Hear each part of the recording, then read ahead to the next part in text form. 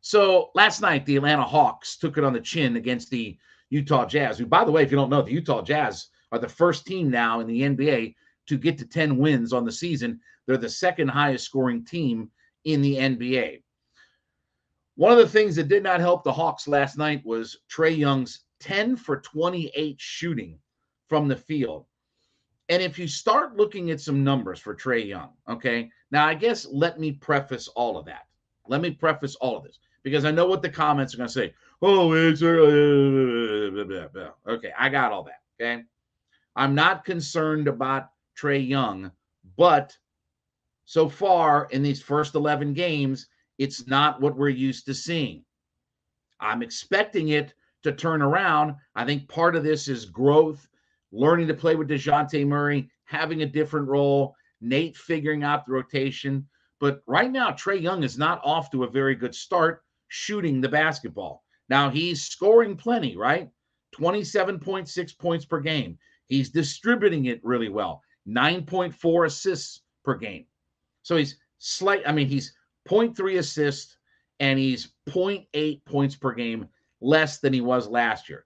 But that's to be expected, right? You got DeJounte Murray, Hunter, Capella had a monster game, 15 points and 19 boards last night, including 10 offensive boards. You expect that they don't have to be as dominant with him trying to score the basketball. But where it is interesting is, number one, his field goal percentage is at 37.8%. Compare that to the last 2 years. Last year, 46% from the field, 43.8% a couple of seasons ago. So his field goal percentage is a decent amount down this year. 3-point percentage, he's hitting at 31.2% of his three-pointers.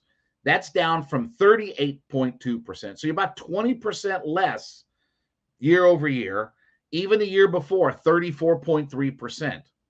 This would represent far and away, if this model held, to his lowest field goal percentage, lowest three-point percentage. But what's also interesting is when you look at his numbers, the number of shots that he's attempting. He's averaging over 23 shots a game. That's up 15%. So he's pretty much, if you look at his career numbers, this is far and away the highest shot attempt. He's basically 15% higher than any other year in his career as far as number of shots taking, but he's having a pretty considerable amount less that are falling in the basket. Now, again, it's only 11 games into the season. I'm not panicked or anything like that. And I don't know if it's just a matter of, again, learning to play a little bit more of a different role, right? He doesn't have to be so ball dominant in this offense. You can let DeJounte Murray. And I said this last time on our radio show. The reason that, and the Hawks are off to a good start. They're off to a 7-4 start. That's their best start in 11 games since 2016, when they, believe it or not, were 8-3. No, take that back. They were 9-2 in their first 11 games. Listen to this stat. They were 9-2 in their first 11 games in 2016. And then in their next 11, they went 1-10. They only won 43 games in 2016. That's not the 60. The 60-win team was in 14. So hopefully the Hawks don't have that real reversal of fortune like they did in 16. But the Hawks are off to their best start since 2016. The number one reason they're off of that start is because of DeJounte Murray and what he brings, offense, defense, everything else. While Trae Young has struggled to get the ball in the basket, and he had lots of struggles early in that game. His first half numbers were not good last night. So I'm hoping and counting on the idea that, okay, Trae's just getting adjusted, right? It's a new offensive, mindset. He doesn't have to be as ball dominant and this, that, and the other.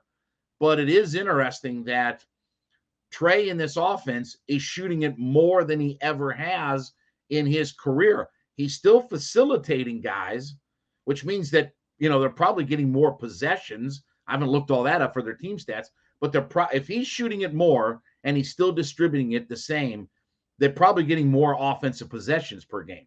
That, again, is Murray and his defense and their defensive effort and things like that they get more possessions, more steals, more turnovers, things like that. So it is interesting that Trae Young is shooting it more than ever, but not making, as much out of all of it. Will be interesting to see because, look, they got a back-to-back. They play again tonight, right? So they're at home against Philadelphia.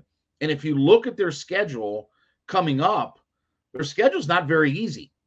They play a lot of really good teams over the next handful of weeks here.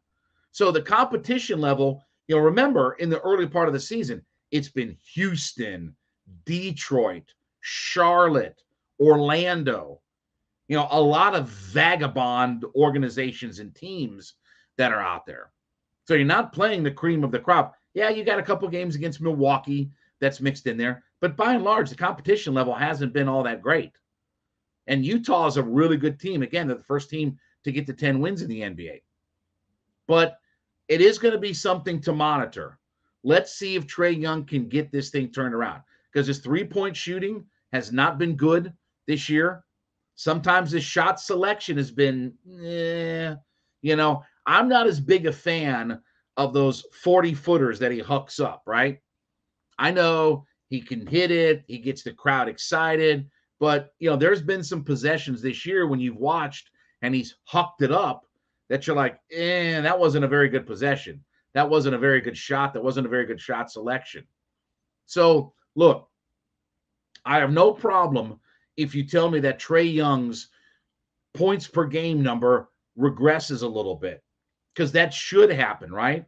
If his distribution is staying right at the same level and you add Murray's ability to distribute the basketball, I expect his points per game to come down. I think the hope is that he would be even more efficient, though, on offense. Higher percentage shooting from the field, higher percentage shooting from three.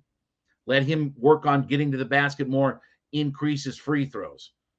That was one thing that hurt the Hawks last night was just the fact that they did not get to the line at all in that game.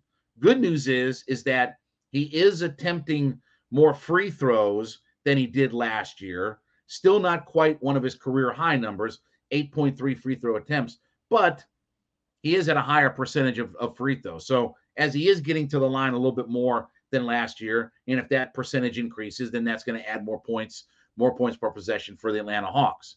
So I'm not worried yet 11 games into the season about where we're at with all of this, but it certainly is something to watch that he's not shooting the basketball well and he's taking more shots than he's ever taken in his career per game. They're 7-4. They're off to a good start. Let's hope that trend continues and they keep this thing cranked up and going.